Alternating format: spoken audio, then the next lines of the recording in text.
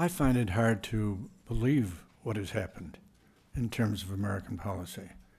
I can't imagine anything more counter to American interests than what we have done in the last 2 years in the context of the Ukraine. And first of all, nobody in the high policy echelons of government would look at the Ukraine and decide to resume the Cold War without understanding the other matters that are at stake. The Ukraine is very important. We'll talk about it individually. But the Syrian war, 400,000 people dead, nations destroyed, in large measure due to a decision by the United States to invade the Middle East, and a war that cannot be resolved, certainly without close work and attention with Russia. The United Nations. United Nations can't work without the United States and the Soviet and Russia working together as permanent members of the Security Council. And there's so many questions where working together would make such a difference. I think of what happened 2 summers ago when we were talking about the line in the sand, and everybody got excited that Obama wouldn't have the guts to keep his promise that if that line in the sand was crossed, we were really going to respond. Well, it was the way I recall it, that the Prime Minister of Britain went to the Parliament to ask for forces to help join the United States in response to the line in the sand, and the Parliament told him, no, we don't participate. And the President of the United States sounded out to Congress there weren't 10% of the members of the Congress who wanted to go to war. So the idea came forth, and it wasn't just from Russia because there were American groups working on it too. Let's work together and get Syria to sign the treaty on weapons of mass destruction. There were only 5 countries that hadn't signed it. Syria was one. And that's what we did. But the Russians worked with us together to bring that accomplishment about. Not only did we get the agreement, we got Syria to destroy the inventory of weaponry that it had been involved in. And the other thing is the nuclear armory. Are we crazy? There's 2 countries in the world that are essentially equal with nuclear weapons. Russia is one of them.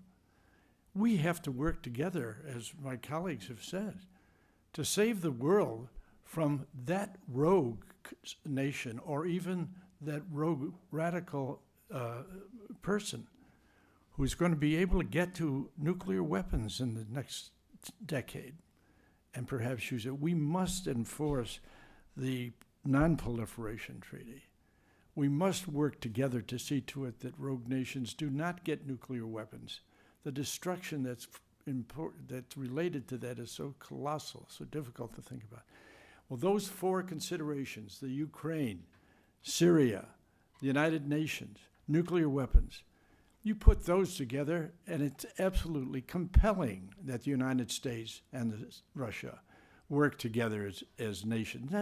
I don't care if we're friends. I mean, if the president can't stand Putin's face, that's up to him. But his larger obligation as President of the United States is to get along in the context of these issues. Nobody's entitled to use their personal reactions to another international leader to the detriment of America, as we are now, in my judgment, facing. Someone said to me the other day, you know, there's no real sovereign wars extant in the world today. All the wars are civil wars. That's probably true, and they're much more difficult to deal with in many ways. And the one thing, America, at the very height of its power in the world today, capable of resisting any kind of aggression against it and defeating it. The United States, in my judgment, and I thought it was the president's objective, is to use its great power not to allow war to begin, but instead of that, to use its great power to bring these civil situations together where new social contracts can be discussed and written. Wars can't be won anymore. We've seen that in every conflict since the Second World War. Vietnam, Iraq, these wars can't be won. And understanding that, why would the United States want to resume a hostile, negative attitude that would, in fact, pour liquid oil on the fires of civil wars everywhere in the country? I always say when I'm speaking about Russia, I always like to give 2 numbers.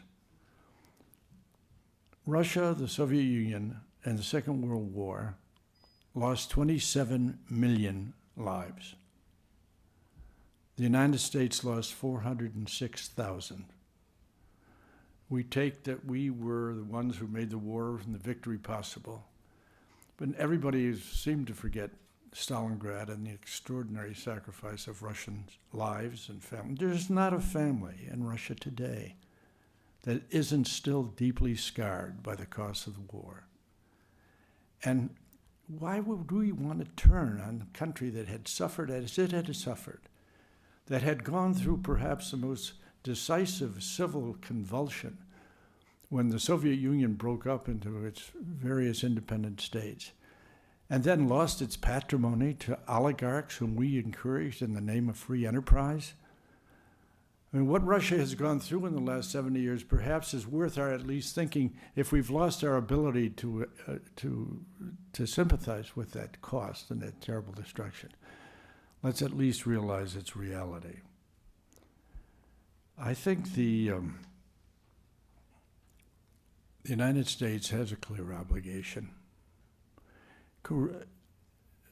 Ukraine is entitled to its freedom and to its free decisions as to how it's going to be involved.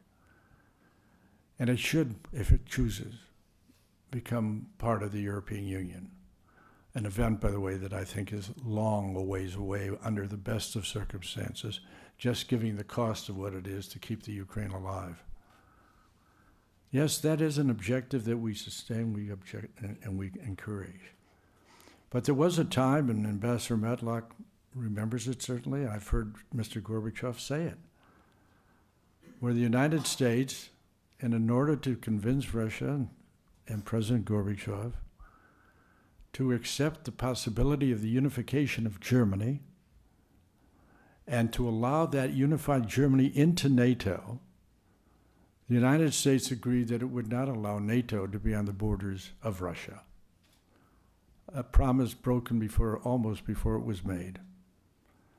And we have seen now the escalation of problems and forces as NATO, seeking to find a mission that justifies its existence, has become the centerpiece of this problem in the Ukraine. Whatever happened in the Ukraine 2 years ago, everybody made terrible mistakes. We certainly, the Russians certainly, the European Union certainly, the Ukrainians certainly. Our job now is to try to put that back together. It's not going to be easy. It's not going to be easy because the Ukraine is a very divided country, always on the edge of civil war. And our task is not to side with one group, and certainly not the extremes of that group, to the derogation of the possibilities of the future of the Ukraine. And I think we have to reconsider very deeply what is the mission of NATO. We are in this past week, we've announced billions of dollars of armaments that are going to be distributed to the NATO countries. Against what threat? Well, of course, they're defining the threat in only one terms.